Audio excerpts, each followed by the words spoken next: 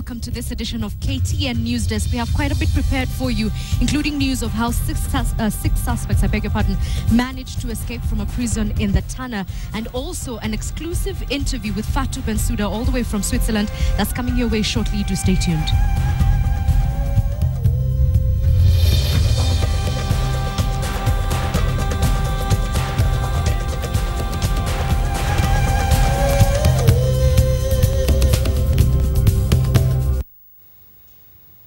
My name is Edith Kimani. Let's begin this afternoon with news from the Ethics and Anti-Corruption Commission, which is raising concern with the manner in which recent public office appointments have been made.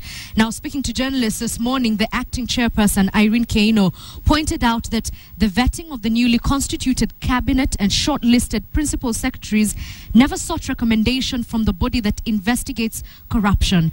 Now, Keino also pointed out that the ongoing county-level appointments are not above board, as governors are hiring persons with integrity issues. She says her organization is also investigating a number of governors who are involved in shady procurement procedures. EACC on certain occasions received numerous complaints that the process of shortlisting of candidates who have applied for position advertised both in the county and national government level may not have been fair or transparent. A major case in point is the recent process of shortlisting of applicants for the position of principal secretaries, where EACC received complaints that the shortlisting process was not carried out in a fair and transparent manner.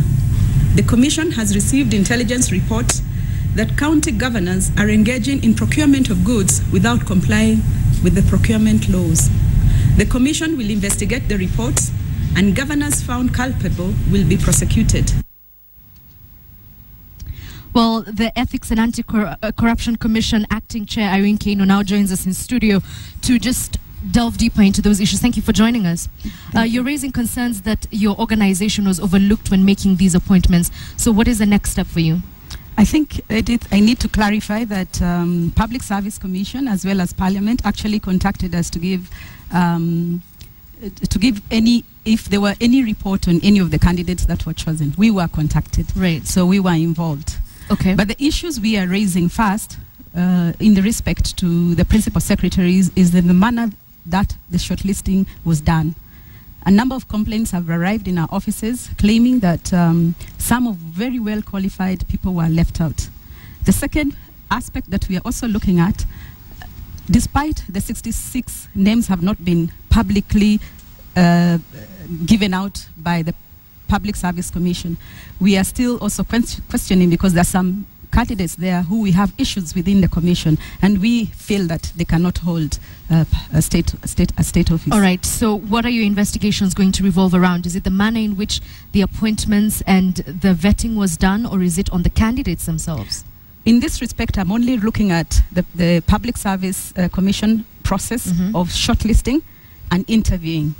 We are actually at the moment investigating the whole process from the beginning, how they shortlisted from the over 2,000 candidates that had applied to the short number of 155 candidates whom they shortlisted now to come to a smaller number of 66. So we are looking at the whole process, if it was really fair and transparent in that manner. And you know, the Constitution has actually upgraded the leadership and integrity framework. Any manner or process or procedure that a public officer does, or even a state officer, has to be above reproach. Right. Yeah. And I guess the next question is, do you think whatever you come up with, whatever evidence you have accumulated, will be enough to either revoke these nominations or appointments? In respect to, let me state it very clearly. For the appointment of the cabinet secretaries, we've already given our report. Yeah. We gave the report and it was used. We have a challenge in the respect that the way the process of the Public Service Commission did their process. And in the event that we find the process was not free and fair, we will take up necessary recommendations regarding that. And in the respect where candidates have allegations within our commission, we really will not take that. All right, let's go to the county governments, and you're saying that the governors are actually flouting procurement laws. What sort of action do you plan to take on this? First of all, we are trying to, through the induction courses that governors and both senators are having, we are coming in as a commission to tell them that they should stick to the relevant statutes that are in place. Secondly, they should have put in place systems and structures that are above board. And we have told them that as EACC, as they put up their structures, they can invite us and we can assess the kind of structures that they have put up. If they have corruption loopholes, we can recommend and tell them how to come up with the structures that are tight and solid. So we are there and we will give them all the service that that they require. Okay. But in respect to those ones who are flouting procurement rules, we'll start investigation, and we have received intelligence report in that regard. Final question. In the past, Kenyans have said and accused even the EACC of being a toothless dog, that there's all this barking, all these investigations, but nothing really ever gets done. What assurances can you give the public that this time things are going to be different? We are running on a platform of a new constitution. We are an independent commission.